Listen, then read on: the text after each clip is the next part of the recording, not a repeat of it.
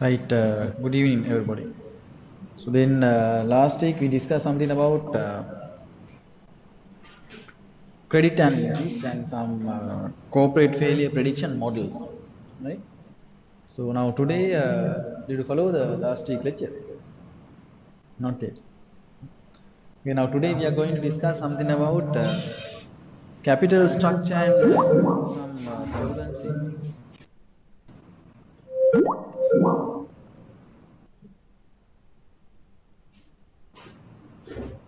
Okay, I'll upload the presentations also. Wait 1 minute.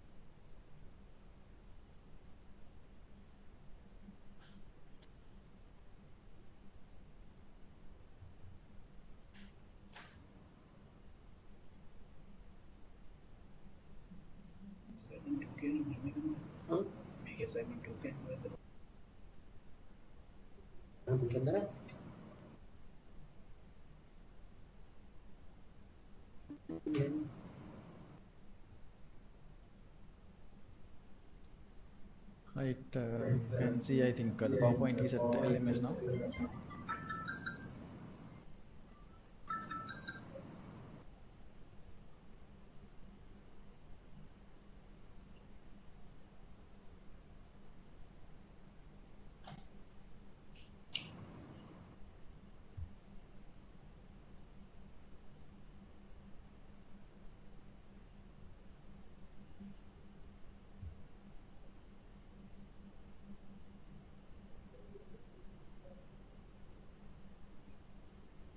Right. So now we will see what are the things that we need to look at that capital structure and how we need to assess solvency in the case of financial statement analysis. Right. So that's what we are trying to do today. And hope you can remember we discussed some aspects related to financial aspect of the same, especially related to credit analysis and corporate failure predictions last week. Right. So today we are going to look at actually capital structure and solvency again. We may have learned in finance. Right. So we are going to look at the same in different aspect. Right. So hope you have learned what is capital structure and you have learned some already in this course unit also you have learned some capital structure, what is called ratios, solvency related ratios. Those things we have discussed, but we are going to look at or interpret in different angle to help what is called capital structure and solvency decisions. Right. So we will see what are the things we need to focus today. Right, then can you remember some solvency ratios that you have already learned within maybe within first few weeks? You have done some solvency ratios. What are those? Hope you can remember the difference between liquidity, solvency, some liquidity ratios, solvency ratios, etc. So then what are those? Can you remember? Capital structure and solvency today. What do you mean by capital structure? Anybody? Capital structure. Or we can remember, I think one question as I remember is related to solvency and profitability as well. maybe not last week, 1 week before, as I remember. So then, what do you understand by capital structure of a firm? Capital structure? What do you mean by capital structure?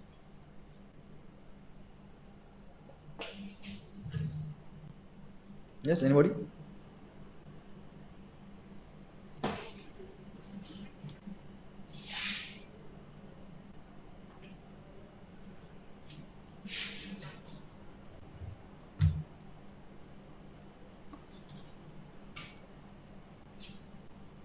Capital structure and solvency.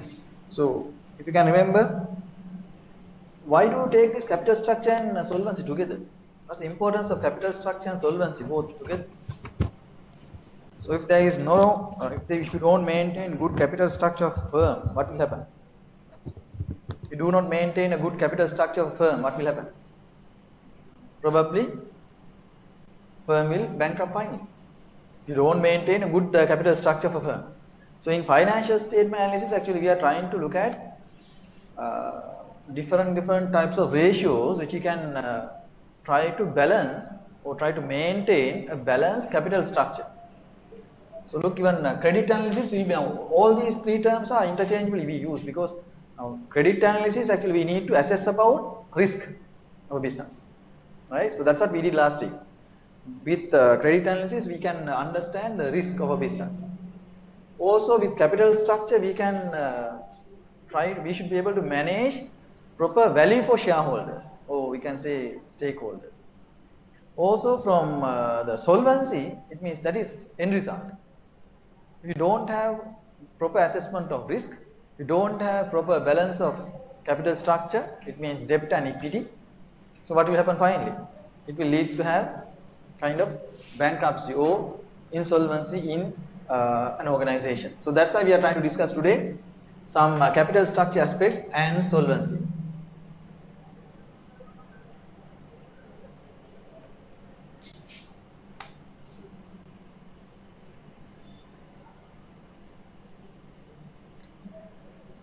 Look here, there are some risks, I told you. We are trying to mitigate the risk of the business, as well as we are trying to maximize value for its shareholders by discussing this what is called solvency as well as capital structure. So look, now there are different sources of risk. Internationally, there are some risks relating to exchange rate. So then government regulation, political unrest, which is very important nowadays, expropriation of assets. So then all are relating to international context, different risk aspects, which you need to look at just to have a kind of a rough look. In locally or domestically, we have some other aspects we need to look at. You can read these, no need to explain one by one. Also, industry-wise risks are there, right? So then technology, competition, sometime union problems in different industries, salary levels, wages level. Now these days, in tea industry, there is kind of struggle about what is called minimum wage level. So another risk that we need to think on that.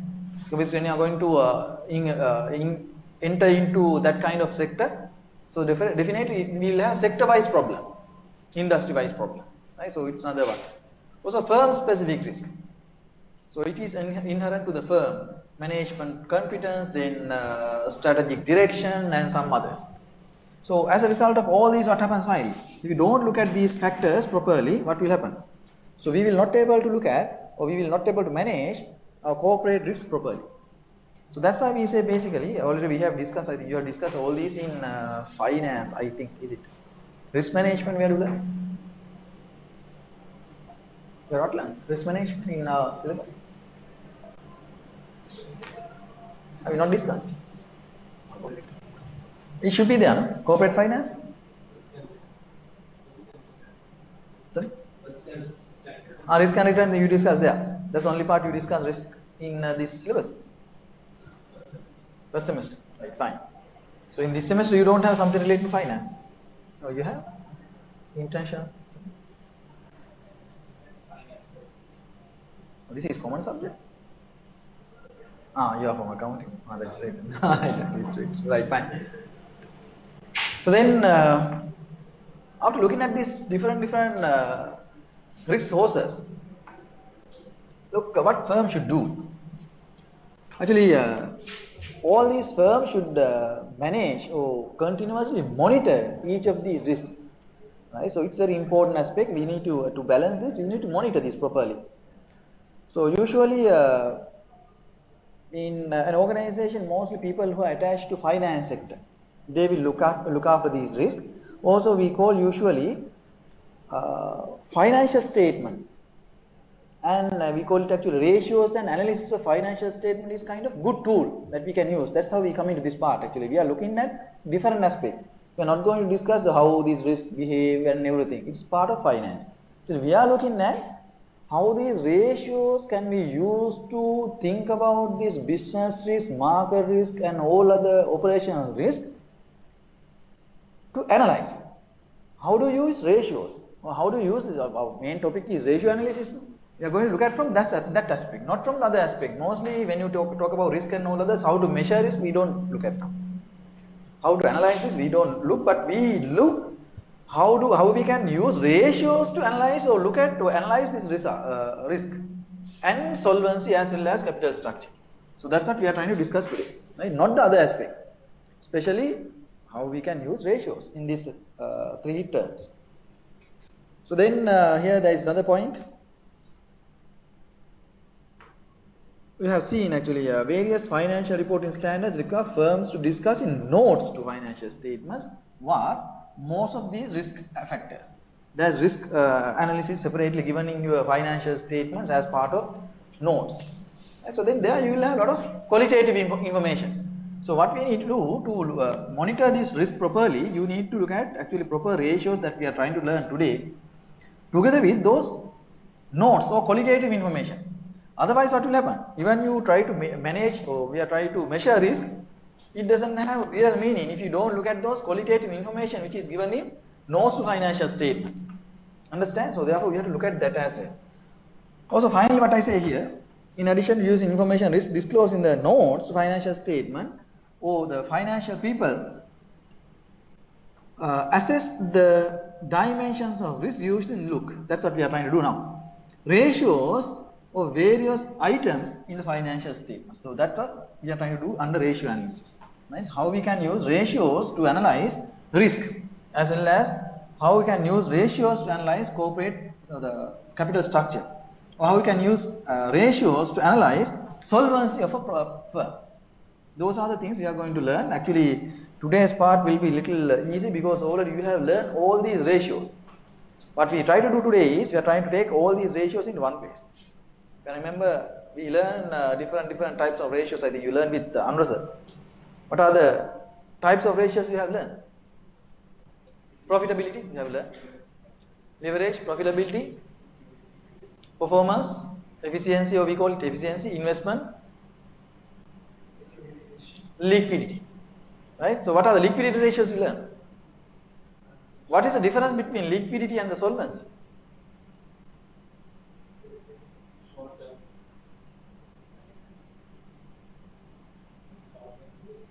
Solvency, sorry, liquidity is for?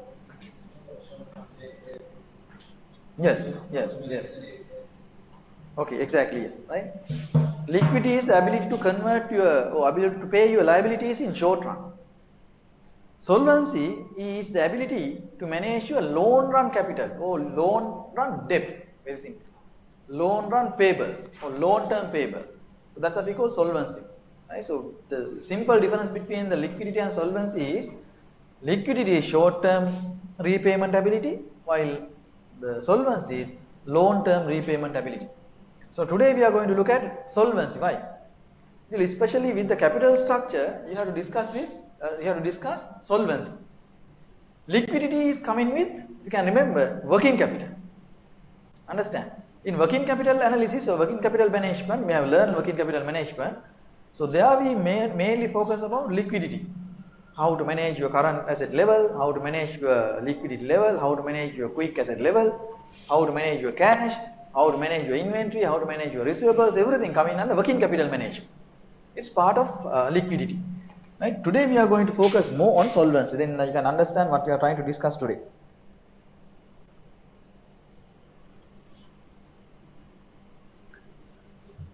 look some decisions that we take, and we are trying to see how we can link these ratios into different types of decisions we take in our organization. What are those? Look, product market strategies, something related to those. Operational decisions, definitely you can link, look, profitability ratios, right? Then managing revenue, expense, everything coming into this. So then another one,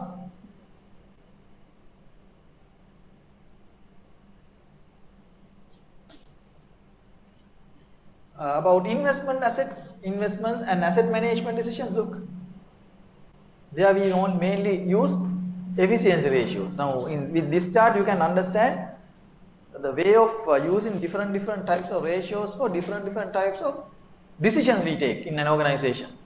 So it's another aspect we need to look at, because sometimes we learn all types of ratios, we don't see the application of it.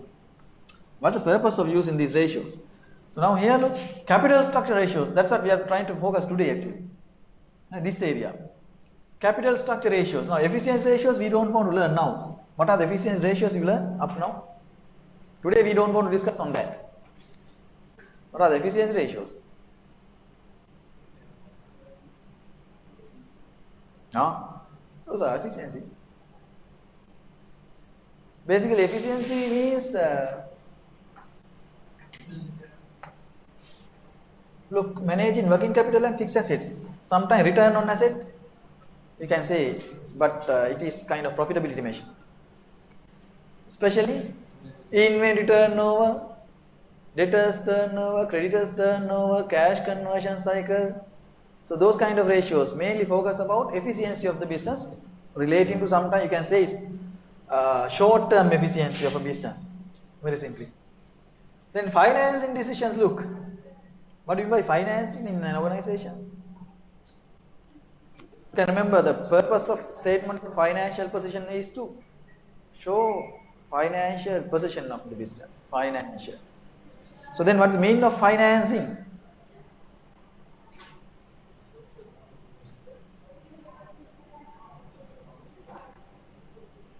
Financing in an organization means very simply, how do you create assets in an organization? So very simply, assets will not generated for any kind of organization automatically. What happens? We should generate assets. We should generate. So to generate assets, what we need to do? We should invest funds. We should invest funds. When we invest funds, so you have to be very careful which type of assets should be financed by which type of funds. Sometimes now there are long-term funds as well as short-term funds. In long-term funds, there are two aspects. Today we are mainly focusing on that two. What are those two? Equity and debt. So you have to think, or you have to analyze, or you should have enough understanding which source of funds should be used to develop or construct assets in your business. That's what we call financing decisions.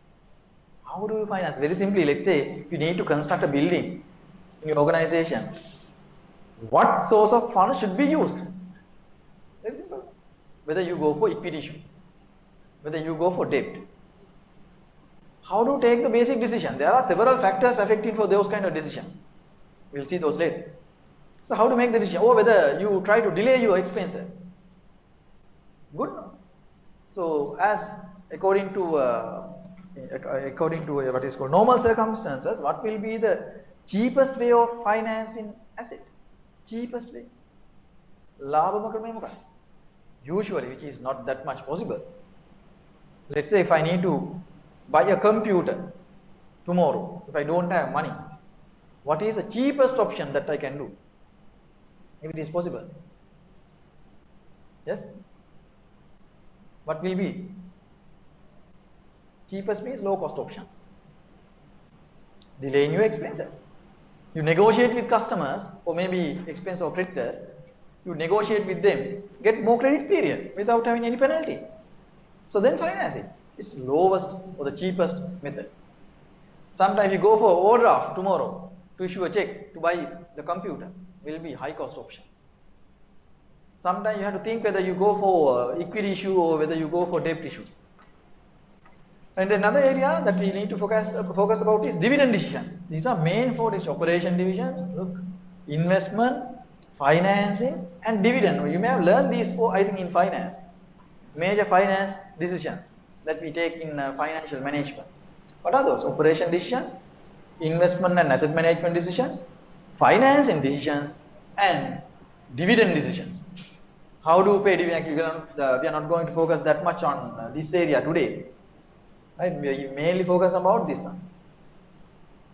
Why? Capital structure ratios are affecting there. It will mainly affect to finally solvency of the firm.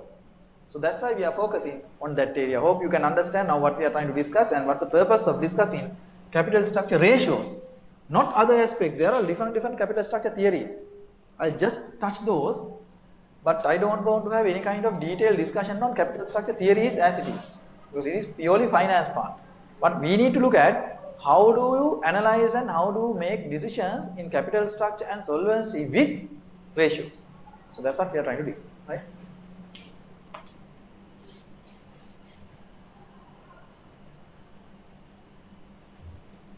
Right.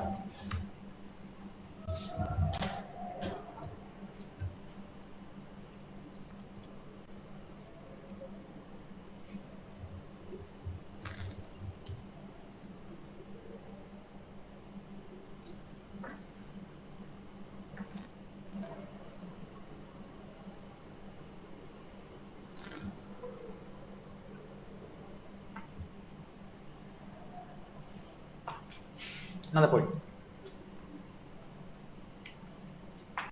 Then I previously discussed something about risk. Basically, look, there are two types of, I told you these terms previously.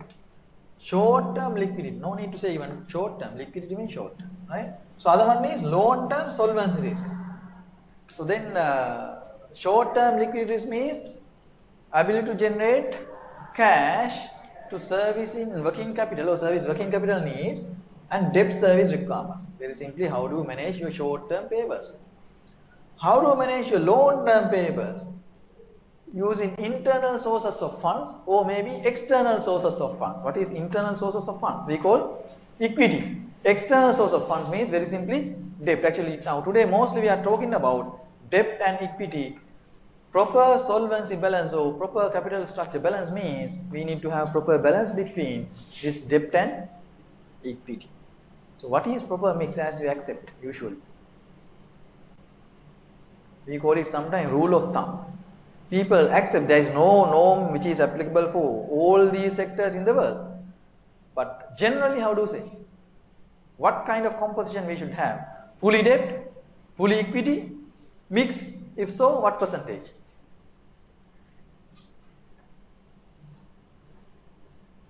Usually people accept 60-40 level as rule of thumb. What is 60-40 level? 60 equity and 40 debt. But we'll see what will happen if you use more debt or more equity or 50-50 in different aspects. Then what is our ultimate objective of business? Optimize shareholders' wealth, we say very simply. Right? So then to optimize shareholders' wealth, what ratio should be maximized? We have learned a lot of ratios. What ratio should be optimized?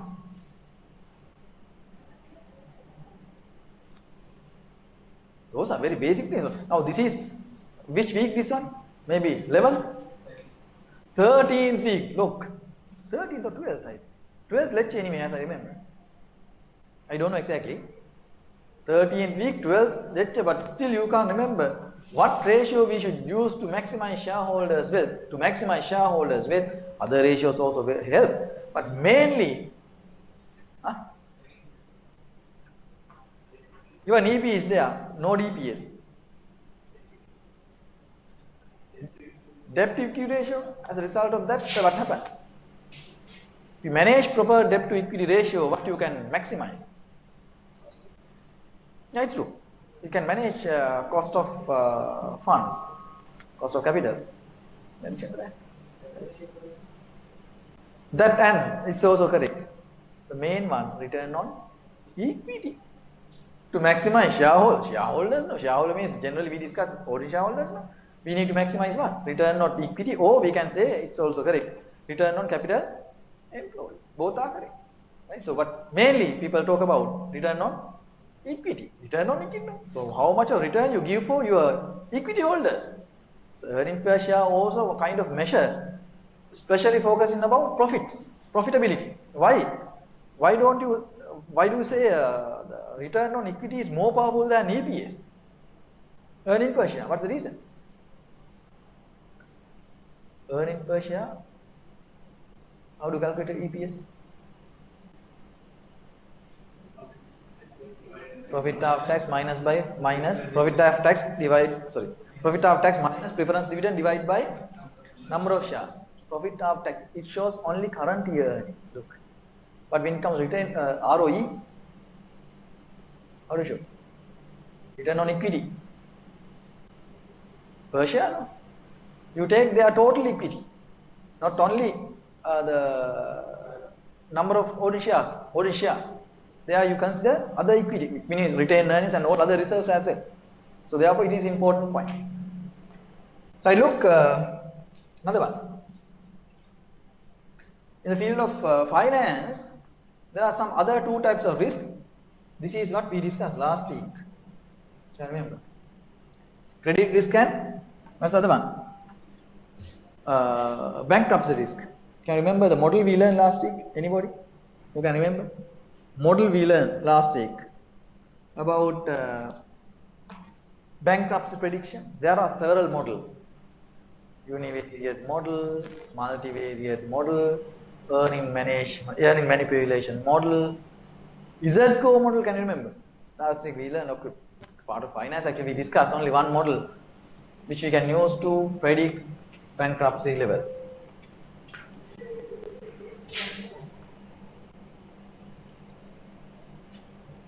Another aspect we are going to look at. Now we are narrowed down one by one, which is to be taken into the lesson. Operations, investing and financing. Look, what is this?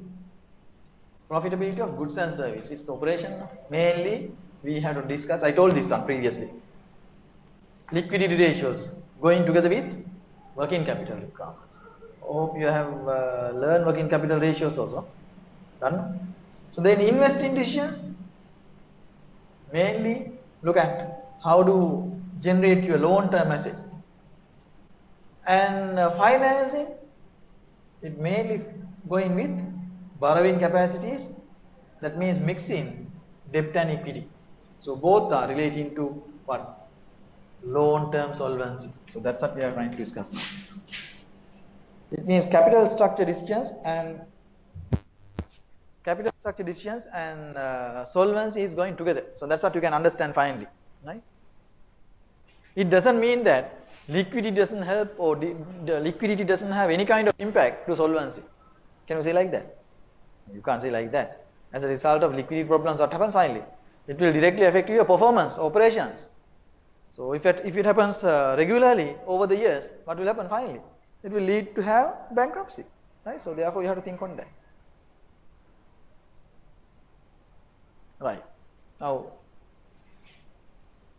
little about what is called liquidity risk. Liquidity, we are going to discuss a little about liquidity risk. So the look, to think about liquidity risk, as I told you previously, or you have learned these ratios, therefore I don't want to spend more time on this.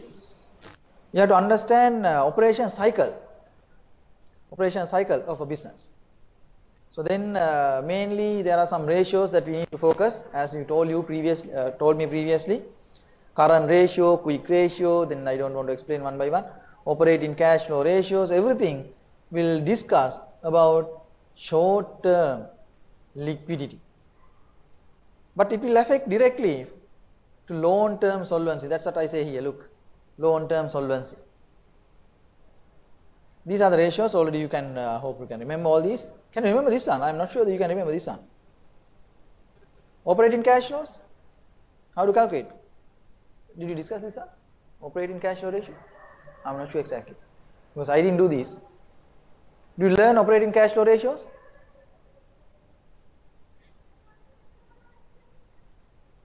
Nothing.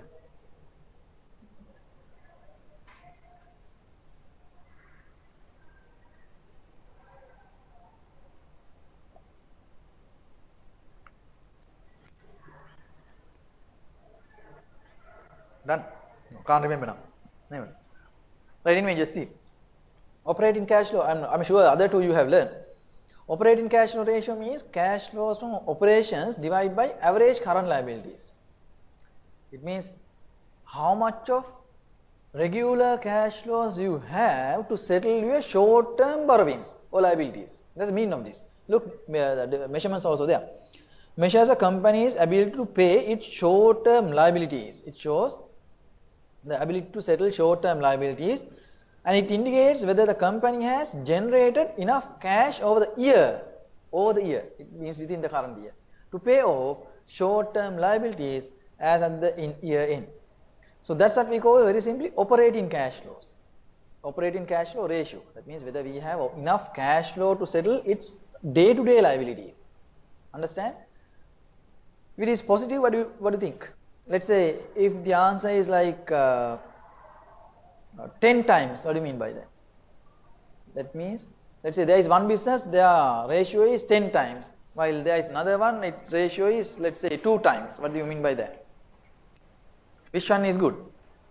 10 times one good. It means they have more operating cash flows to settle its short-term liabilities. When they have one short-term liability, they have 10 times of operational cash flow. It's good measurement to think about liquidity of the business.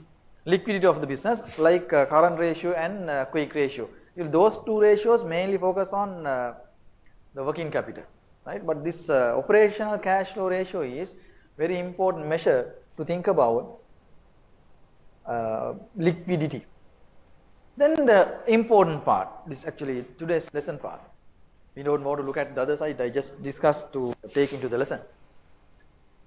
What do you think about long-term solvency?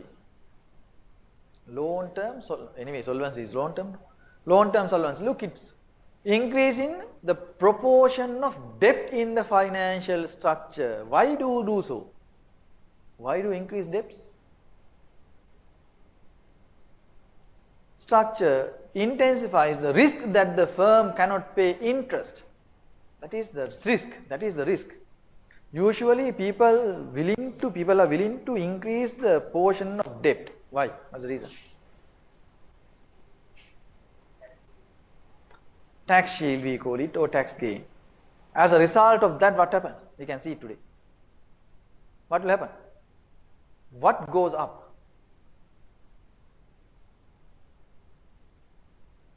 Whose intention is to maximize shareholders' wealth?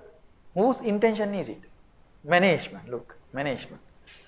You know, in corporate governance, there is something called agency principle or agency theory. Accordingly, what happens? Every time, we discuss that one also today, little. Managers try to show that they are creating value to shareholders. So then what they do? They take more debts, they take tax shield or tax benefit, and as a result of that, equity holders' value will be increased. How it happens? Can you remember? I did one example like that. With debt, without debt story, can you remember? We will do that kind of exercise today also to show what happens to ROA and ROE if you do so. Up to certain level, that's why we usually say, encourage people, if you have enough business, what we should do? If you have enough business which generate a return exceeding its cost of capital, what you should do? Go for it, don't worry. Why? It means we have enough business to do. It has good return, exceeding your cost of capital. It means what happens? We are getting a gain, good gain. If it is exceeding cost of capital, every time what happens? It maximizes shareholders' wealth. We will do some calculations also later. But anyway, when it comes to this point, there are some ratios that we need to look at on this. Firms must strive to short term if they are to survive in the long run. Yes, it's very clear. We need to manage short run to manage the long run. So that's why we usually, even in education, we say there is nothing called macro. Everything is considered as micro. Why? In our life also same. Everything we consider as micro, nothing called macro things. Nothing called macro happenings. You need to get the degree. What you need to do first? Can you get the degree? It's macro thing. What you have to do? You have to do micro things correctly. Small things correctly. Otherwise, you can't do the big thing. There is nothing called pass in the degree or complete in the degree. There is nothing. There is no task like that. What is a task? Spending minute by minute or hour by hour on studies. Then do that hour well. So then you can go ahead. So that's why we say usually we have to focus on micro things to success in macro things. Like here, we have to manage your short-term ones properly to manage your long run. So that's kind of important point. These ratios also you have already discussed. Therefore, I don't want to discuss these ratios again and again because I think you did this thing with unreserved, right? I think discussed little about this. Just I run through it and I discuss one case as I remember, one or two cases relating to cash flows and managing cash flows. Then interest cover ratio already you have done. Long-term debt to long-term capital ratio, debt to equity, we call it, right? So this is part of capital structure or solvency. We will focus on this in detail. Look, those there. Debt ratio, all are related, look, composition of debt and equity. Capital structure means very simply balancing debt and equity to achieve your ultimate goal of maximizing shareholders' value. So that's what we call capital structure balancing. Look here, debt ratio, how to calculate, already you have learned this. Total liabilities over total assets. These are actually kind of financing. Financing in decisions. It means, look, in the first one what it says. Total liabilities are used to finance what? Your assets. How do you use debt to finance your assets? So that's what in first one. Capitalization ratios. What is that? Total assets as a percentage of, or you can say times even, total shareholders equity. It's mix of that two, right? So they are measured, look here, it says percentage of assets provided by the shareholders and extent of using gear. Look here, gearing. What do you mean by gearing, leverage? There are different terms. Gearing, capital structure, leverage, solvency, liquidity. Those terms are little close. What are those differences? What do you mean by leverage? Called financial leverage. What do you mean by that? Financial leverage is there. Where? In first one, liabilities. How do you finance your assets by debt? If you have more debt to finance your assets, we call it high leverage. Otherwise, low leverage. What is gearing? It's if you imagine a balance sheet, it's a kind of left-hand side, means composition of debt and equity. That part we call gearing. I think it's like this. If I draw a small balance sheet like this, here we have what is called fixed assets, I will say. This is current assets, this is debt, this is equity.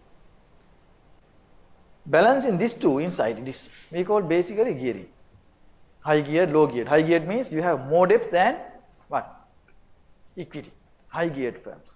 Leverage means those terms you use in finance. It's not this subject actually, it's from finance. What is leverage? Mostly people confuse on these two terms. Gearing and leverage. Which one is that? Gearing means mixing that two inside that side. Debt and equity. Leverage means the way of financing your total assets using debts. Look, this side, crossing. It's leverage. High levered means you use more debts to finance or generate your assets. Finance means in this lesson everywhere I use the term finance. Finance means how to generate assets, very simply. Right? Look, debts are used to finance assets. It means more debts are used to finance or develop or buy your fixed assets. We call it high leverage or high financial leverage. Understand? More geared means, what is that? More geared firm means they are having more debts than compared to its equity. Then you can simply understand gearing is talking about that side, mix. Leverage crossing the other side. Right? So therefore easy to understand. Mostly people confuse about these two terms, I have seen. Then debt to capital ratio, it's there. Debt to capital, look here. Debt, the percentage, it's also part of gearing. Debt as a percentage of total capital. Total capital means equity plus debt. Let's say if you have balance sheet with say this side 10, this side 8 and 2. What do you mean by that? Debt, then total funds, again 10 out of 10 to debt, 20%, very simply. In this ratio, what you say? Assets, total assets divide by, now you can, if you take this balance sheet, you can calculate all these three ratios. Very simple balance sheet, no? Right. So then what is first one? Total liabilities divided by total asset. What is total liability there? In my case, it's 2. 2 over 10, it's 1/5. 1/5 means 20%. Second ratio, total assets, total equity holder. Total assets 10, they are 8. What is that then? 80%. Third one, total debt divided by total shareholders equity plus debt. Then again 10 means it's there 2 over 10, it's again 1/5. Here I didn't take what is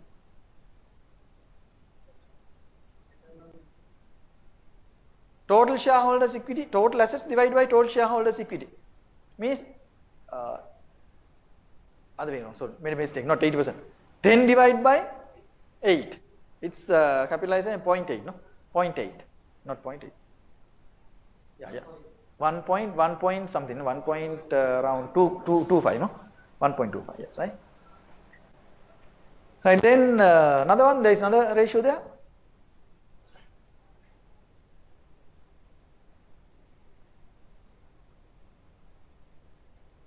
Look, the meaning also important, no? Here measure the percentage of assets provided by shareholders. Here measures as a percentage of assets provided by liabilities. Here in between that two, debt and equity. So here its answer is 1.25. Here it is 1.25 means not 1.25, no? So the second one 1.25. It means what do you think about gearing? It's more than total assets 10 divided by 8, yes, right? 1.25, yes, right? So there you have less debt and more equity.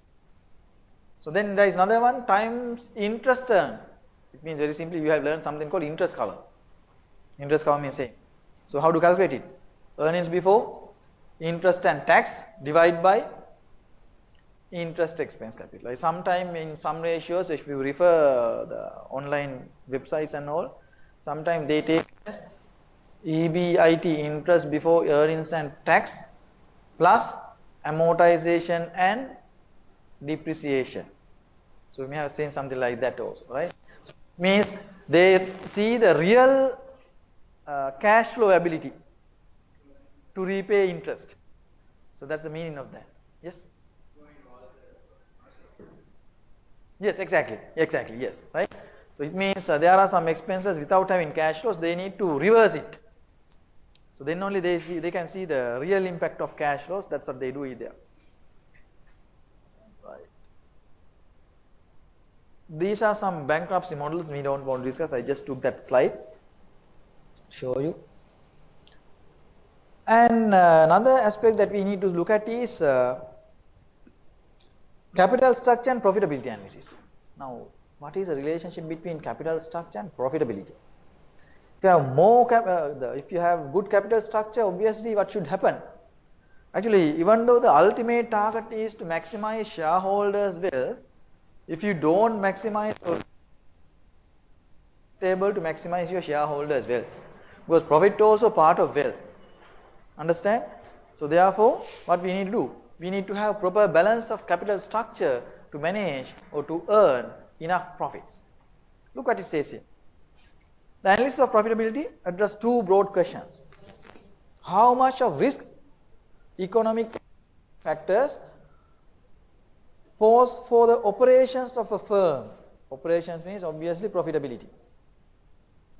Another one, it's probably profitability and long-term solvency.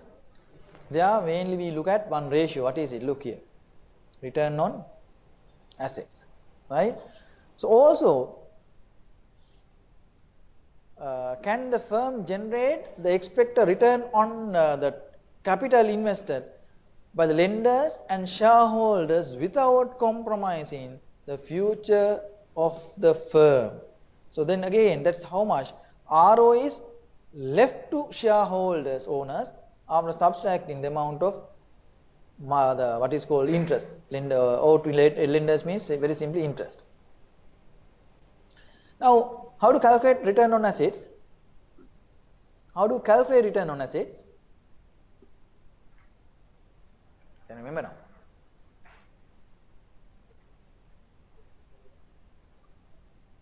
Yes? It is asset turnover. Mostly after learning all these, people confusing, right? It is asset turnover. What is return on asset?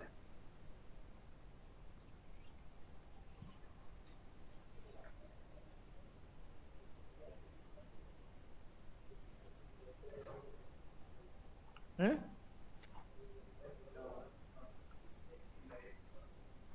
What? Yeah, anyway, it should be no total asset. Return on asset. It's very clear. Denominator is very clear. Total asset. Profit after tax plus. Some people take just profit after tax, but mostly people take profit after tax plus interest divided by total assets. That's what we call return on asset. It means now look, interest portion is adjusted. Interest portion is adjusted means the capital structure will have an impact of capital structure means if you have more debts, what happens? More debts means more interest. It means there is kind of impact to return on assets. If you have more debts, what happens then? Fine. If you have more debts, return on asset goes up or goes down. Compared to equity, yeah? More debts means every time. If you have more debts, what happens? Profit after tax, when you calculate profit after tax, anyway interest is subtracted, then we reverse the impact. More debts means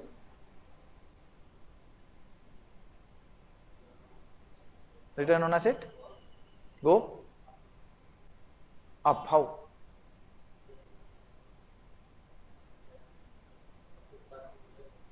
Yes, profit after tax plus interest, we don't consider it now. As a result of that, what happens? My ROA should be increased. We'll see how it happens, right?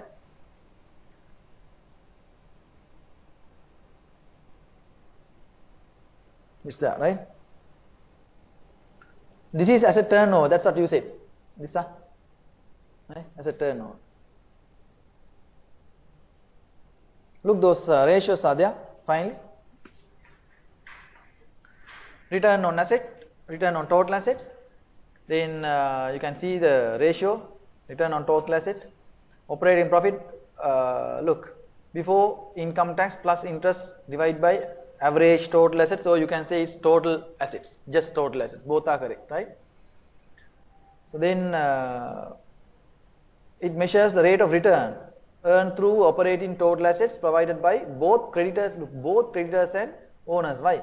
Total assets will be generated by both the parties, lenders or the fund provider, what is called banks, or the debts as well as equity. Then other one is return on ordinary shareholders' equity. We call it return on equity, right? How to calculate return on equity?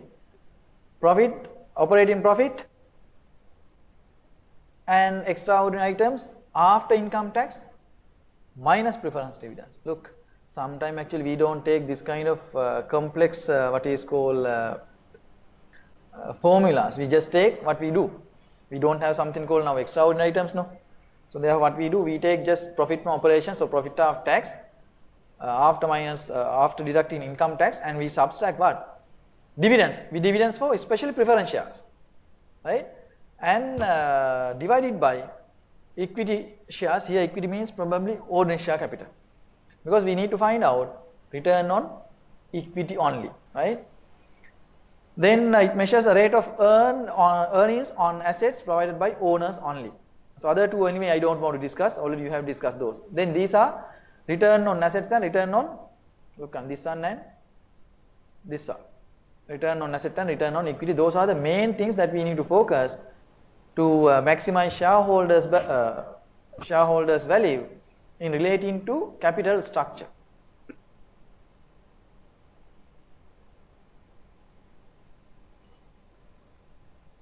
I don't want to explain these because you know these ratios, therefore no need. Just skip that. This is about how this return on capital employed improve its value. You know how to calculate return on capital employed. Capital employed means how to calculate capital employed. Total asset minus, yes, total asset minus current liabilities.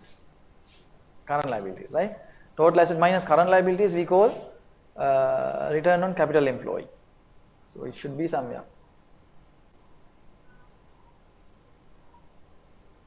Yeah, it's not there, but anyway, it's the way, right?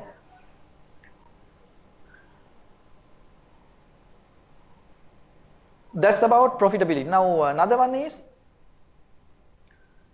capital structure and solvency analysis. Capital structure and solvency. Now what will happen if you maintain capital structure? This is a major area actually in today's lesson. Actually up to now what we discussed, we just see if you keep good balance, still we didn't do calculations even. If you keep good balance of capital structure, the impact to profitability. Profitability already you have discussed, no? So we need to look at actually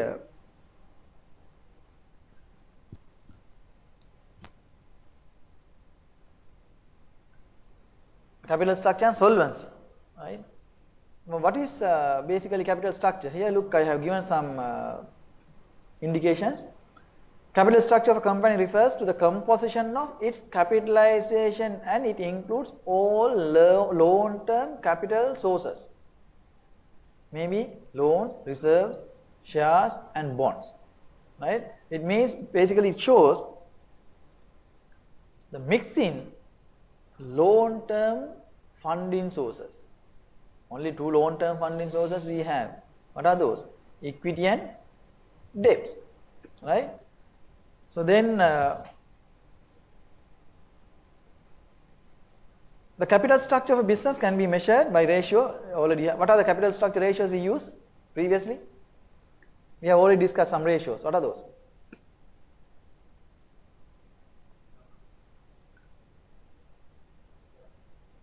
Yes?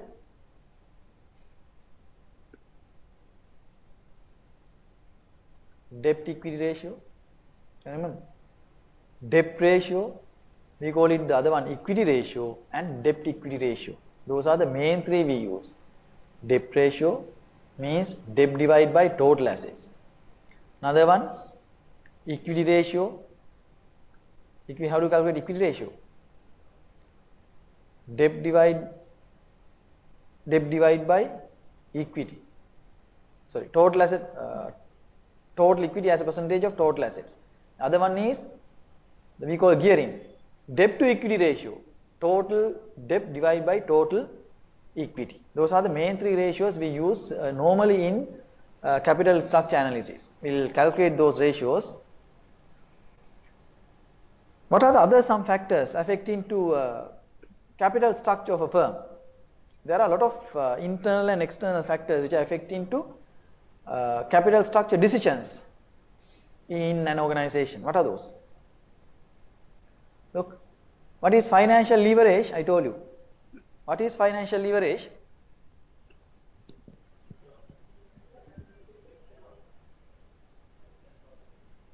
Debt and? Yes, it's true. Relationship between debt and total asset, or you can say actually how do you finance your total assets by using its debts. So that's what we call very simply financial leverage. Risk anyway you have already learned. Growth and stability, how the industry or the firm is growing and the stability of the entity. And also especially in the case of what is called group concerns, you have to think about the retained control. We discussed no group account this semester, right? Only for accounting people, as I remember. And another important one, look, cost of capital. Hope you can remember the way of calculating cost of capital. And anyway, cash flows are there. How do you assess that there is kind of impact of cost of capital to capital structure? So the impact is from capital structure to cost of capital or cost of capital to capital structure. What do you think?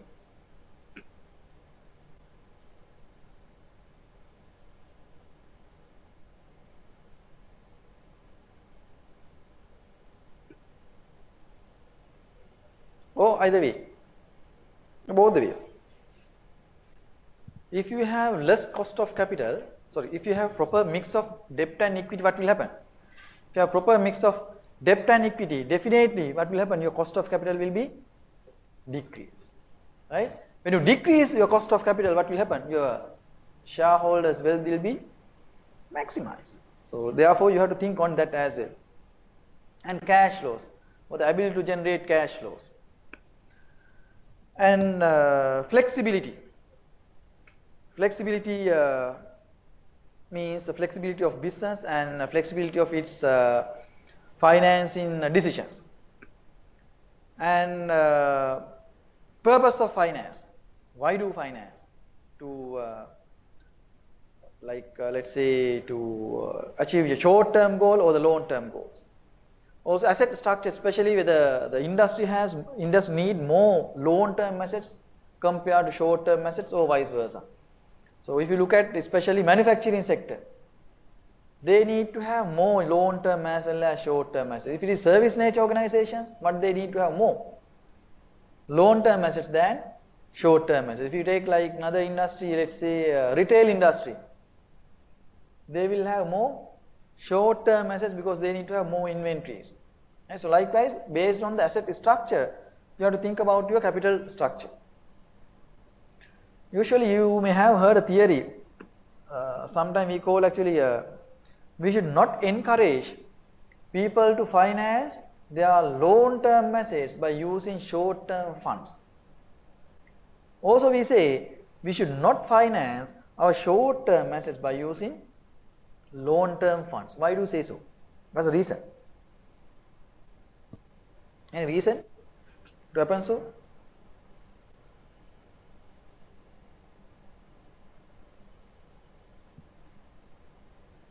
Any specific reason?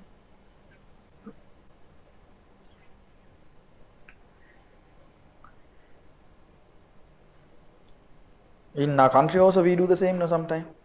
We use short-term assets to finance long-term.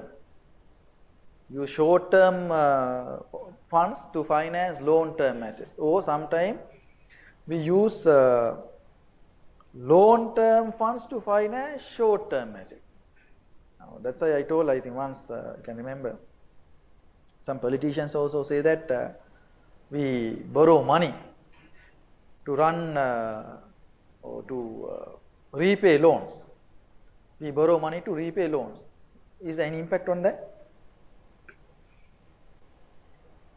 Is there any impact on that?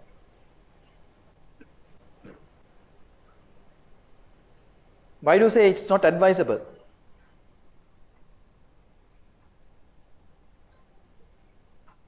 I know with your face, match on. You want the match, right? Because I have updated there. So then, a discussion on short-term funds and long-term funds. I've seen most of the people say we borrowed money to repay loans. Yes, definitely. It's obvious thing. So that's why we have currency. I don't think that they have done so, even though they said so. I don't think that whether they have repaid loans, even the government, they are wise people than us, no. So therefore, I don't think that they do so. So they have different projects and they have different plans. I don't know whether they repaid all loans by obtain loans. I don't think so, but sometimes they may have restructured everything. It's possible. Restructuring of loan is kind of good finance in alternative. So therefore, you have to think on that. But what we say usually, if you borrow long-term loans to finance short-term assets, what will happen? Long-term funds cost is little high or low? Low compared to short-term funds. So then what happens? These low-cost options you use for short-term management. It is kind of loss for the company. If you use long-term funds to manage long-term assets together with short-term assets, it is advisable. So that's why we say the company should not finance short-term assets by using long-term funds or vice versa. Short-term funds for long-term assets. Why? If you find short-term funds, cost is fairly high one side. Cost is fairly high compared to long-term funds. On the other hand, we have to repay it quickly. If you invest in long-term assets, what happens? The cash generating ability is little less. If so, what happens? It will lead to have liquidity problem mainly. So it is also not advisable. That's why there are some companies, they earn profit but they don't have cash. That's the reason. The reason they invested in long-term assets. Then to take return, it will take time, more time. So as a result of that, they will have liquidity problem in the short run, also the solvency problem in the long run, right? So also there are some external factors. We will come to this side. Size of the company, you can understand those. I don't want to take one by one. Nature of the industry, investors. So the nature of the industry is kind of important aspect. Now, if you are an investor, what is the sector that you like to invest? If you are an investor now, these days, what sector you like to invest? If you look at the current market trend,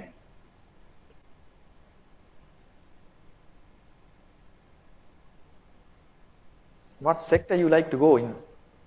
These days, according to your understanding, let's assume if you have 2 million, not 2 million, 2 billion. In which sector you prefer to invest? These days I am talking about. We are going to develop the remis system. I invest in 2 billion. Service organizations, which type of ones?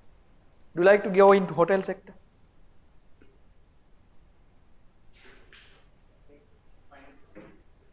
Finance companies, huge risk these days. Nobody is talking about it.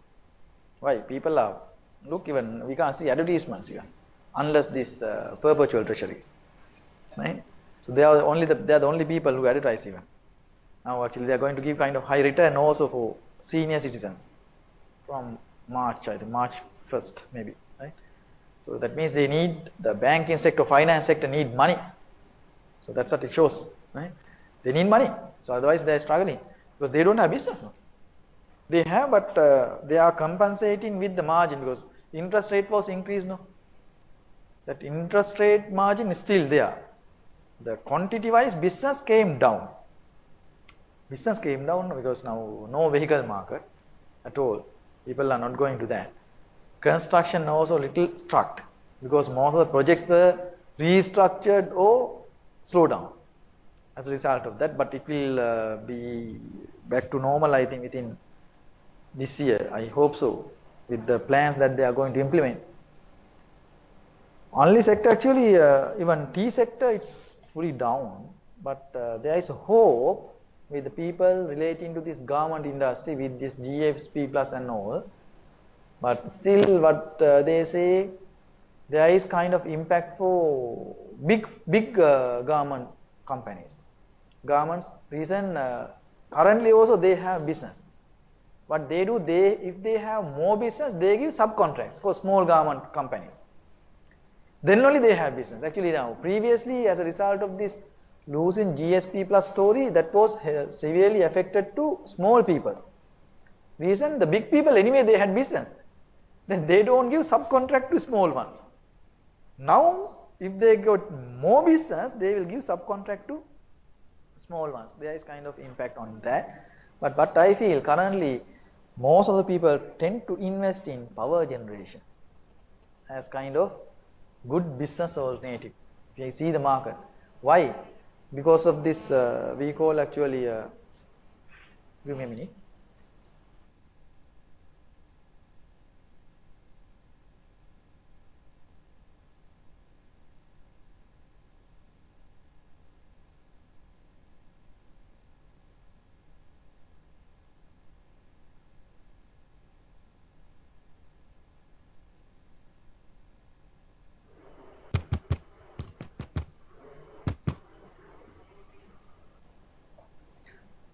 Right, what I told you.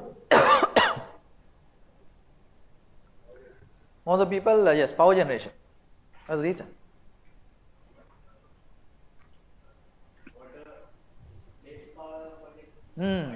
Yes, quite failure. It's true.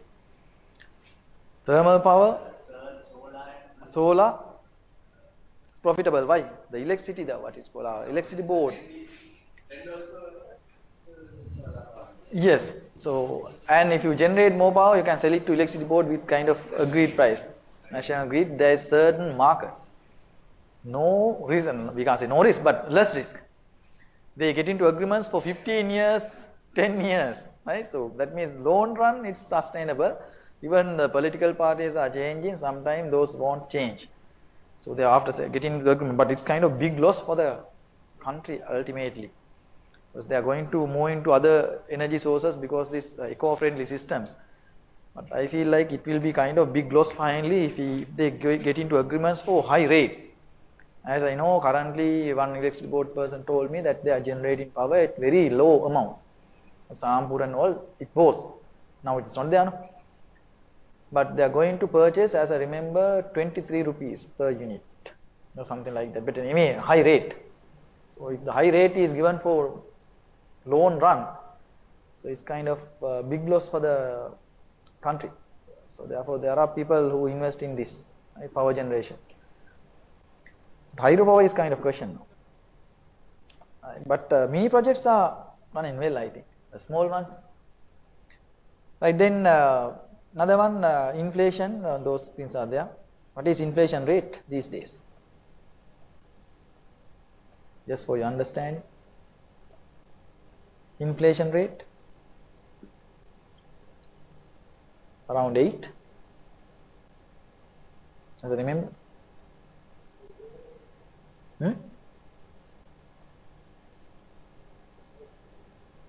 So I think 8. As I remember. So that's how government says. We don't know actually. But the inflation that we feel is little higher than that.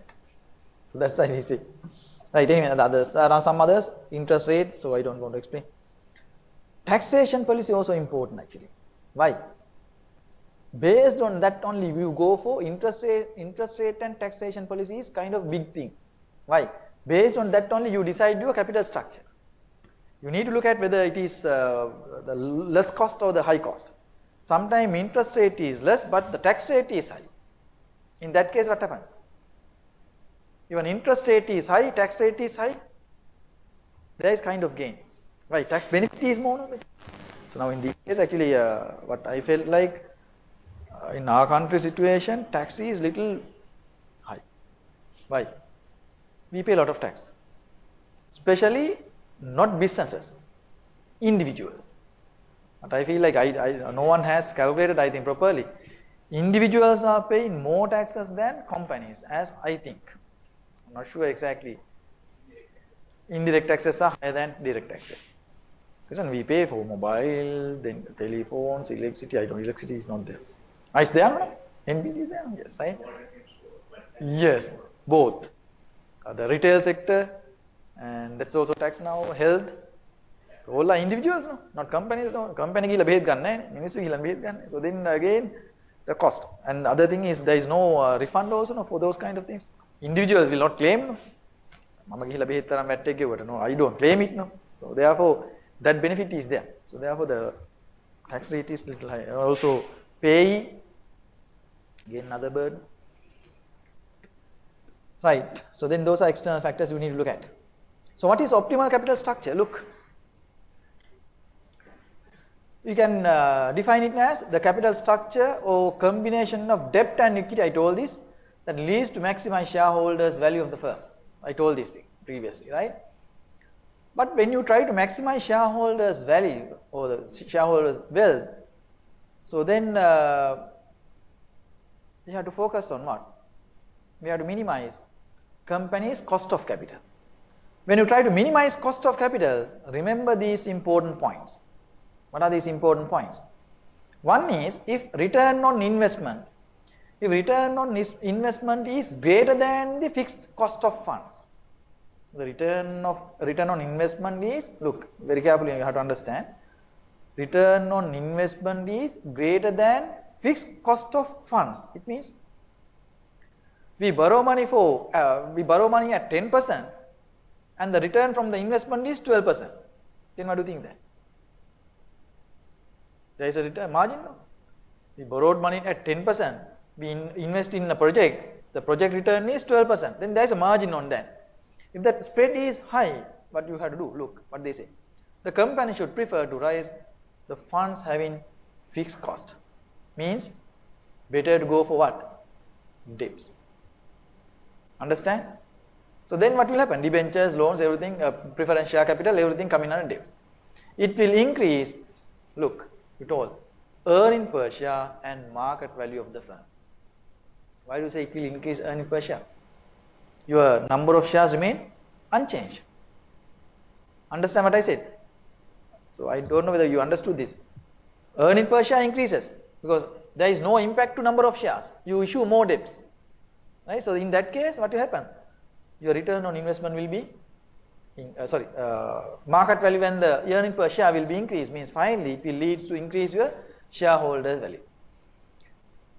Look, there is another point. If debt is used as a source of finance, that means if you use more debts to construct your assets, the firm serves as considerable amount in payment of taxes. Look, you use more debts to finance your assets, what will happen?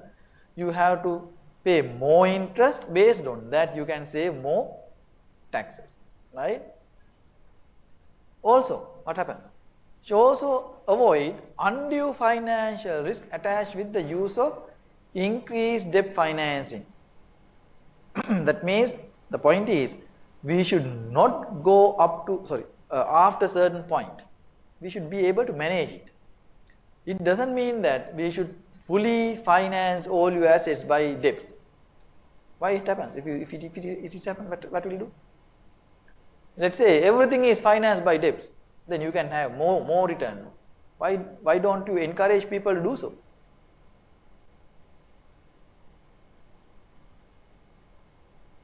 Any reason? Why don't you encourage people to go in full debt? We don't say like that. What's the reason? 90% debts. Then return on equity will be highly go up. What's the reason not to do so? What will happen to the ownership? Ownership is fully transferred to the other side. So therefore it is not good. So that's why we don't encourage people to go like that. And also we have more debts, what happen? More and more debts means we need to have enough working capital to repay. If you can't manage, it basically depends on cash operating cycle. Don't have enough cash to generate from your usual operations, so then you will not be able to repay it. So that's why we say it's not advisable. But anyway, finally it says, when you try to balance this, capital structure should be flexible. It means you should be able to change it time to time, according to the scenario.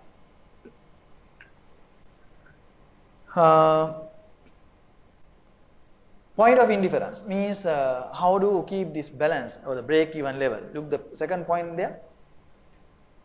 First point. The earnings per share, we call it equivalent point or point of indifference, refers to that EBIT level at which EPS remains the same irrespective of different alternatives of debt and equity. That means there should be a level where we can't see there is big impact of earning before interest and tax as a result of mixing your debt and equity. At this level, what will happen at EBIT, the rate of return on capital employed is equal to cost of debt. That means the return on the investment or return on capital employed is equal to cost of debt. In that case, we usually refer as EBIT is break even. So that's very simple thing. Also further it says capital gearing.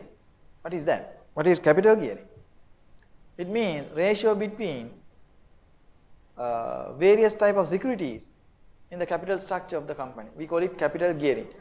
So look here, we have calculated the company is set to higher gear. High gears means, look, more debts and preference shares for rising long-term resources. That means if you use more debts and preference shares, usually preference shares also classified as part of debts, unless it is non-cumulative and non-redeemable, right? Unless preference shares are non-cumulative and non-redeemable, we have to classify these preference shares as part of debts. So if you have more debts, we call it high geared firms. If you have less debts, so we call it low geared firms. I told you something about leverage previously, therefore no need to explain it again.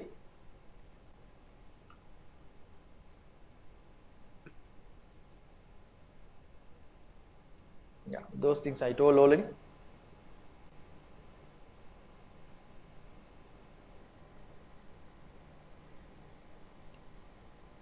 Why do we need to have a kind of analysis on capital structure? To determine if the proportion of debt to equity enables an entity to create wealth. I told you this, no need to say it again. Capital structure composition, look, long-term liability, already you know this, no need to explain. Then there should be significant equity, and debt can be used to increase the leverage as well as to increase shareholders' wealth. I told you this. In the statement of financial position, you can see some financial activities, we call it. It shows basically how funds are required and allocated really over debts and equity.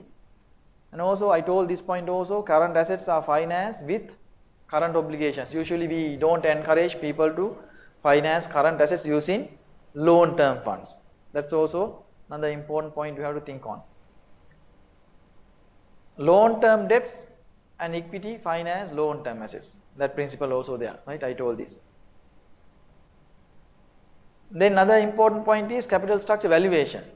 How do we value this capital structure? Then long-term liabilities are reported at the present value. You know, hope we discussed something about financial instruments in accounting, not for others. There, if you can remember, most of these liabilities and equity instruments are valued at its fair value, right? So therefore, you have to think the different types of valuations which we have used to value our capital structure.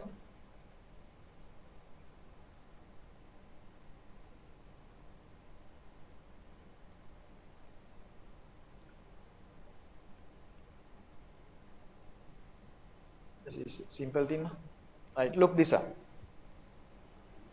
Long-term debt investments. It's also simple thing. There are some simple slides, so I don't want to explain one by one. This is about long-term debts and short-term debts. You know what are those? I'll come to this. It took time, I think.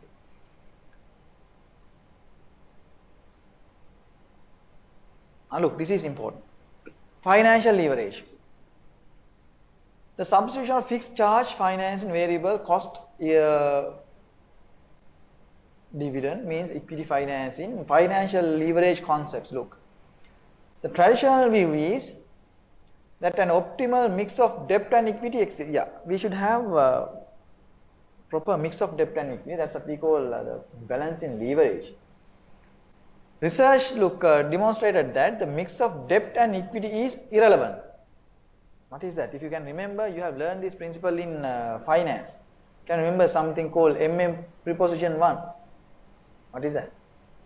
Miller and Modigliani models have discussed. No. Accounting people? No, you have not discussed. Miller and Modigliani model without tax, with tax, something like that. You didn't discuss. Did? Right? Corporate finance. කරලා තියෙන එහෙනම් ඒක හරි ඕනේ නැහැ. You have learned? First semester එකේ. කොහොම හරි ඉතින් ඩිග්‍රී එක ඇතුළේ ඉගෙන ගත්තා. That's how we assume. You need to have break. ඕනද? 5 minutes. Okay, then go and come quickly.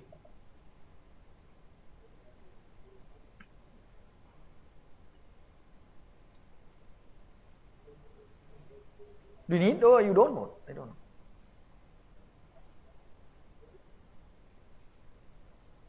You need to have 5 minutes? Oh, shall we continue? Okay, fine. It's good, then we can finish it little early. Right. You need?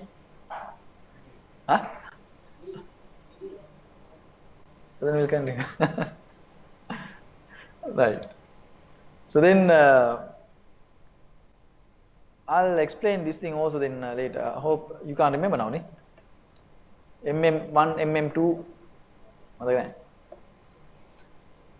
Right, anyway, it doesn't matter. I'll explain it. There are a set of slides on that.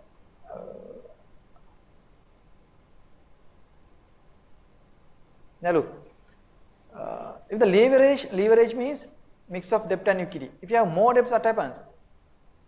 There is something here. This is the way of calculation the financial leverage. Total assets here, equity, right? So then if this ratio is greater than 1, what is the meaning of that? If the ratio is greater than 1, it means debt is always disadvantage. But remember, so advantage. So loan has a positive profit margin exists. I told you, profit margin positive means your return on investment is greater than cost of capital. Return on investment is greater than cost of capital means every time you have kind of margin. So in that case, what is happening? In that case, the high financial leverage is helping us to maximize our shareholders' value. So I think there is a slide on that. That's that. Maybe somewhere there. I'll come to that point later. I'll explain with figures later. We call this financial leverage index. What is financial leverage index? It's computed as adjusted return on equity divided by adjusted return on asset. ROE divided by ROA. Return on asset, right? Superior to the financial structure leverage ratio because its function factors in the adjusted rates of return in the computation. If this index excess of 1, if it is greater than 1, it means return on equity exceeds return on assets.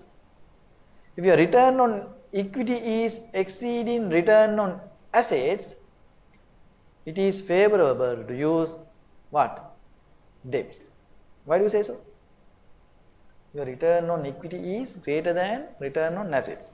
If so, it says better to go for debts. Why do you say so? When we have more debts, what I told you, return on equity anyway going up compared to return on assets. If so, it is favorable for going to debts. If it is other way around, what happens? It is unfavorable to use more debts. So it's kind of index that we can use. Before moving to this risk analysis part, I'll go to capital structure measures, then I can link that part with this. There is kind of I already discussed all these. Can remember these ratios, capital structure ratios, total debt to total capital, right? Total debt divided by total assets. We call it debt ratio sometimes. Then debt to equity ratio, we call it gearing. Total debt divided by total equity. Remember those ratios, we need those later. Then loan term debt to capital, it means loan term debts divided by total assets. But rather that one, the fourth one is important. Loan term debt to total equity. So then total loan term is divided by average shareholders equity. Also this one, earnings coverage. That means how many times you can cover your interest by using earned funds.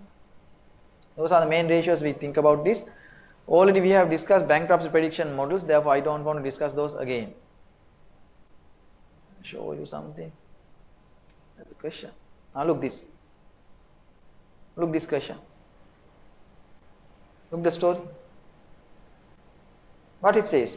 This is the thing that I need to take together with the previously mentioned theory.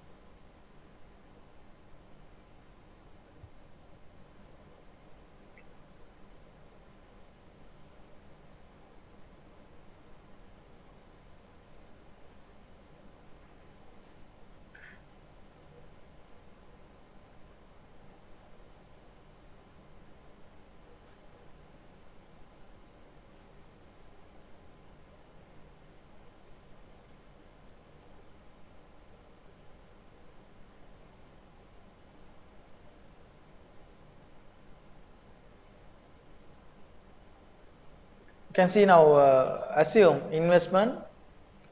One is safety, means fully equity funded. The other one is equity and debt. Equity 600 and debt 400. Look what has happened here. Since they have debts, they have interest, right? So then as a result of interest, their profit before tax goes down compared to safety one. But on the other hand, they have to pay tax, right? As a result of that, net income has been decreased, right? So then risky firm, the safety firm, their net income is 60,000. So 60. So then if you calculate return on assets, how do you calculate return on assets? Profit of tax plus interest, then it will be 76. Look what has happened. 76 divided by total assets. Total assets should be equal to equity. Equity plus debt, sorry, right? So therefore, divide by 1000, it is 7.6%. What has happened there? Return on total asset has been increased. What about the other side? It's 6%. Then return on total asset has been maximized as a result of having more debts. What has happened? Return on equity. Then here 36. On the other side, it is 60. Here also 6%, 6%. What's the reason? Just see what is the reason.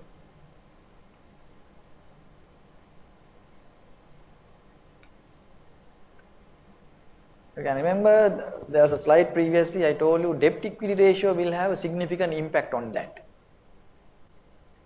What is my debt equity ratio? Just tell me.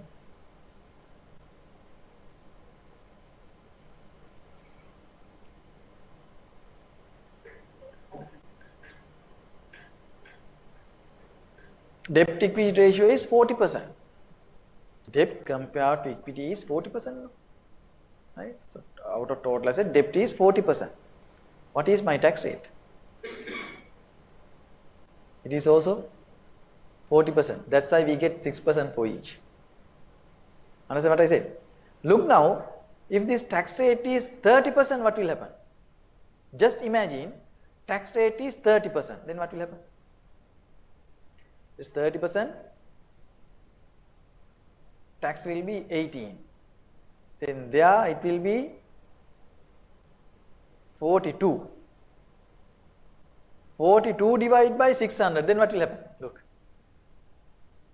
42 divided by 600 means it's more than 6%, no? Understand? It means, look the point. When tax rate is below my debt equity rate, every time my ROE will be increased. Understand? Right? It goes up, no? But here what has happened? More than my tax rate, sorry, close to tax, almost similar. Tax rate, we have debt equity there, composition. That's why we got there equity also. Other side it's 60, 60 divided by 1000, it's 6%. Look there, ROI, made mistake. ROA as well as ROE, both are 6%. It's possible. It is possible in fully equity funded companies. Why? Asset will be equal to what? Equity. Asset will be equal to equity. Therefore, it will be 6%. Look, 6%, 6% for both the cases. Right? So, we have to think on that. Yeah, we'll go back for solvency. Bankruptcy prediction models I don't do today. We were talking about solvency now. Very simple area.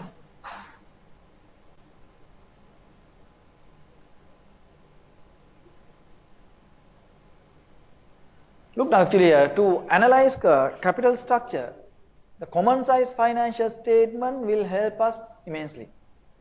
What is common size financial statement? Look here. Already we have learned common size financial statement. By looking at that, we can analyze our capital structure. It means you can remember now, in this case, total liabilities and equity we have taken as 100%. Out of that, what is this? 58%. What is this? Equity. Then what is balance? 22% debts. So therefore, in capital structure, so common size financial statement will give a good contribution to analyze the composition of different line items. Even equity you can analyze further. Out of equity also, what is the big percentage? Look here, common stock. Preferred stock also here we have classified as equity capital, assuming that it is equity capital nature. Otherwise, usually we classify preferred stock as part of debt capital. Remember it. Then I told this previously, therefore no need to mention it again and again. Long-term debt to equity, yes, all these ratios we discussed.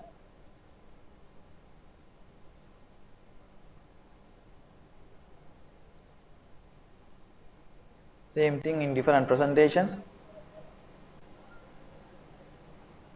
Earning coverage already have discussed.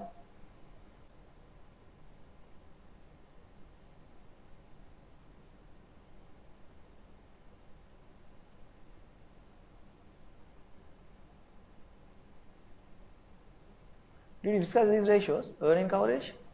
Not sure. If not discussed, we can discuss. You didn't discuss this. Okay, then we'll look at. We have not discussed. Otherwise, I thought that you have discussed this. I just included into these slides because then it will be complete. Right, earning coverage. What is earning coverage? Earning coverage, we can actually look at it, look at from different angles. So, actually, one of the problem in capital structure measures is it basically doesn't look at cash flow situation. So that's why we take this earning coverage, or we call it earning power, as kind of solvency measurement, right? So then there is one ratio, we call it actually earnings to fixed charge ratio. Earnings available for fixed charge means what is called interest, right? Divide by interest. Earnings available for fixed charge means profit after tax plus profit after interest and tax, right? Profit after interest and tax plus interest divided by interest. That means with that you can say how much of profit is available to make your interest payments, right? So there is another ratio here. What they say? times of interest earn ratio. They are what they do, income, that means total profit, plus they have add back tax as well as interest both, divide by interest expense. Why? Usually before paying taxes, what you need to pay? You need to pay interest. So therefore it has been reversed. Then there is another one. Relation of cash flows to fixed charge. There purely we look at cash flows. What are the cash flows? Profit from operating cash flows, adjustments, B and G means, right? So then we need to look at some adjustments, means especially depreciation and what are those other adjustments that we do in cash flows? How do you convert your profits into cash flow? What are the things you need to do? Adjust depreciation and all non-cash flow items should be reversed, right? Yes, all non-cash flow items as well as working capital changes should be reversed to find out cash flows that divide by interest. It's purely taken on cash flows. If you have any preference dividend, it also should be considered. Why? You have to give priority for preference dividend as well. So therefore we consider preference dividend, but remember preference dividend is not tax deductible, so therefore we have divided by 1 minus tax rate.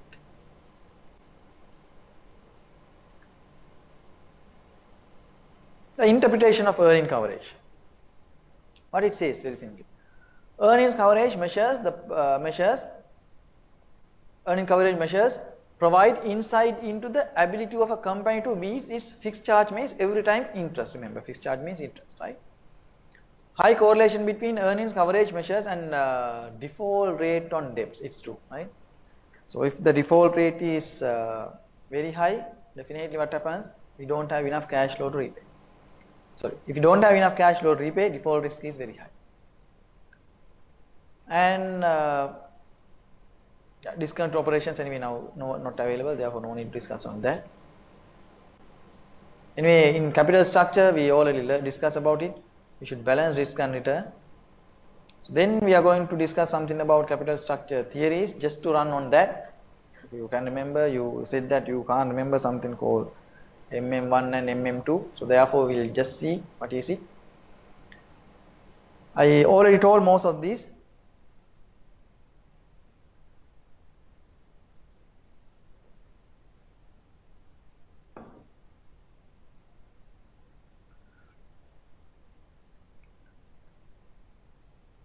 I told you capital structure decisions basically affect two: risk of the firm, and finally it has kind of impact to value of the company. The capital structure theory, usually it helps us to understand the capital structure and the way of maximizing value for the company as well as our shareholders finally. Look the steps that we have. If capital structure is irrelevant, what happens? We will not be able to get benefit of tax and interest. As a result of that, what happens? We will have cost of financial distress. As a result of that, what happens? There will be agency cost. Why do you say it's agency cost? If there's any financial distress, the managers will act on their own way and manage the shareholders' requirement is something else. So then as a result of that, there will be kind of conflict of interest. Then finally, as a result of that, what happens? There is cost of asymmetric information. So look here, the way of calculating, you know this I think, weighted average cost of capital. Look what's happening here. Assume that I have taken 100 is the investment we need. So then 60 debts and 40 equity. So then look, 60 debts at 15% and 40 equity at 12%. So then this is a way of calculating weighted average cost of capital. Look, in this kind of scenario, what has happened? My WACC is little less compared to debts. Look, when we take debts as at 15%, what happens to my cost of capital? It has been decreased when it comes to WACC because of this tax implication. So that's why we say, if you manage or if you decide your proper mix of debts and equity, what happens? You can reduce your what? Cost of capital. Reducing cost of capital of a firm means what happens? Your profit margin will be increase. Your profit margin of a firm is increasing, means you will be able to maximize your shareholders' wealth, right? So that's the reason to have proper mix of debt and equity. So then capital structure theory, which is developed by Modigliani and Miller, we call it MM prepositions. So they say the tax thing is this theory helps us to understand the impact of tax in capital structure. So according to what it says, there are some important points. Investors have homogeneous, so these are the conditions we need to satisfy in a market to apply these MM model, Modigliani Miller model. So according to the preposition 1, it says the market value of a company is not affected by the capital structure of the firm. Remember, it happens if the tax thing is not applicable. Otherwise, there is kind of impact.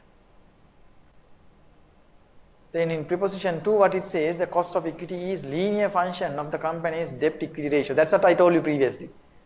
Cost of equity will be kind of linear function based on debt and debt equity ratio. That's why we say basically we have to have proper mix of debt and equity to manage our cost of capital. That's the point we took from the previous example we had.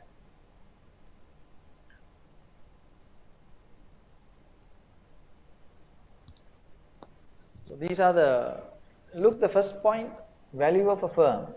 Look, without this table, without tax and with taxes.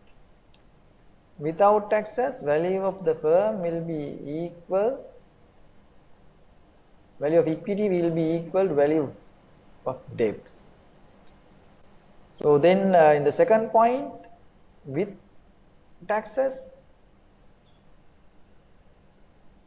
there are three formulas, the way of having WAC as well as WAC means weighted average cost of capital and cost of equity. These are just formulas, but you have to understand, if according to their theory, what it says, introducing tax system, in red colored ones you can see the optimum capital structure is 99% debt. That means if, that's why I asked previously, if you say that more debts will produce more, why don't you encourage people to go 100% debts? We don't encourage like that. What's the reason? Reason is after certain level you will struggle with your liquidity problems. So therefore we don't encourage like that. So then there are some other areas that we need to look at when you go more debts. Introducing cost of financial distress. It means difficulty of meeting its obligations when we have more debts. So as a result of that, what happens? Then you will lose sometime customers. You will not be able to comply with contracts. As a result of that, finally what will happen? Your profitability comes down. So that's why in this again here they say there is an optimal capital structure which the level, so value of the firm is maximized. That's why usually we don't encourage people to go 100% debts. Go for 100% debts, you will have some financial distress. As a result of that, you will lose customers and everything will happen, and finally you will lose your profitability. Then there is another something, agency cost. There are three types of agency cost we may have learned in corporate governance: monitoring cost, bonding cost, and residual loss. All are parts of agency cost. If you have high different types of expectation of principals and agents, or we call it managers and the shareholders, the agency problem will come into play, and as a result of that there will be kind of cost. As a result of this cost, what happens? Every time expected rate of return will be increased. It means cost of capital will be increased, then profitability of the business will come down. So therefore you have to consider about agency cost. Then cost of asymmetric information. So then if you don't have enough information for both the parties, usually we assume the managers will have more of the good set of information than the shareholders. If there is no proper information system in between these two, there will be again reason arise reason to have kind of what is called agency problem. There is something called pecking order theory. It argues that the capital structure decision is affected by the management's choice of deciding its capital structure. And sometimes some management is willing to have more risk and they go for more debts, while some management is having less exposure for debts. So as a result of that, your capital structure will be changed.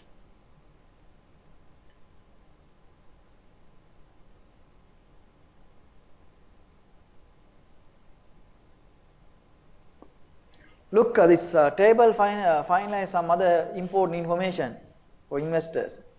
If there is no taxes, no financial distress because there is no payments, in that case, no need to have any capital structure. Go for as possible as you can, debt or equity, it doesn't matter. The second case, yes, there is tax in the system, as a result, but there is no financial distress, that means you can manage it.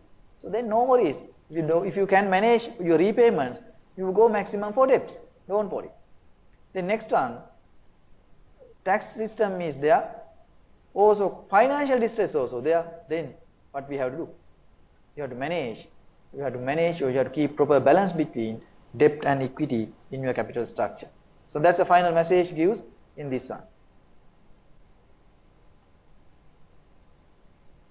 Look, different types of curves. Value of the unlevered firm, its market value is constant.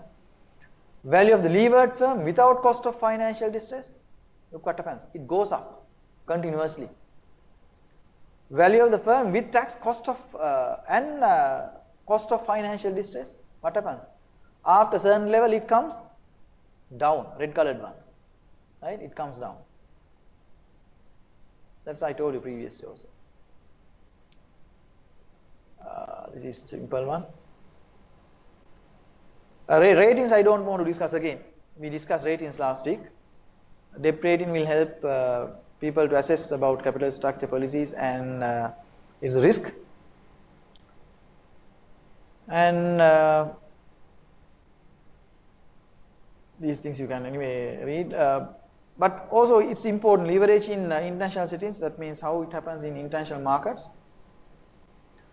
So then you have to see about especially interest rate and some other factors in international market when you think about a leverage in an organization. That's why I said now look at financial and banking sector, institutional and legal environment, macroeconomic factors, everything will be affected in international settings. But this is important table, you look very carefully what it says. Institutional framework, legal system efficiency is more efficient. If the legal system is more efficient, what it says? Debt equity ratio is proportionately lower. Look, so it's kind of research kind of output. And debt maturity potentially is longer. It's kind of interesting thing. Look, I'll take a few. Taxation has tax that favor equity. That means tax which is simplified for equity. Then what happens here? Debt equity is low. Why? Then people will go more for equity option, not debt option.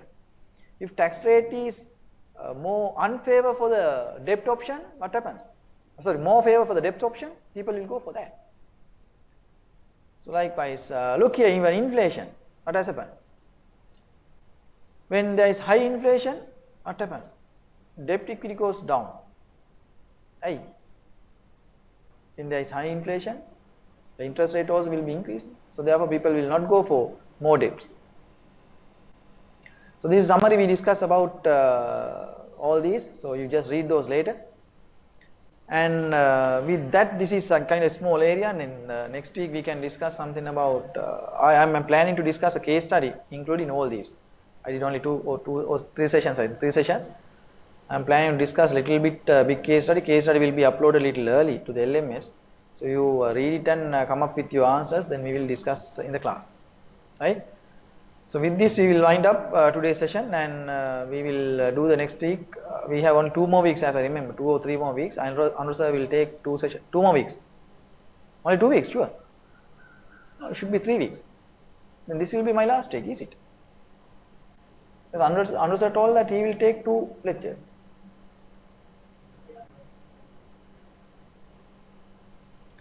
Anyway, Andres did 4 weeks.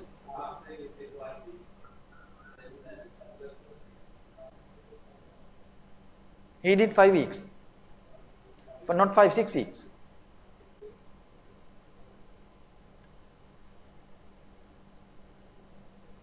What am I?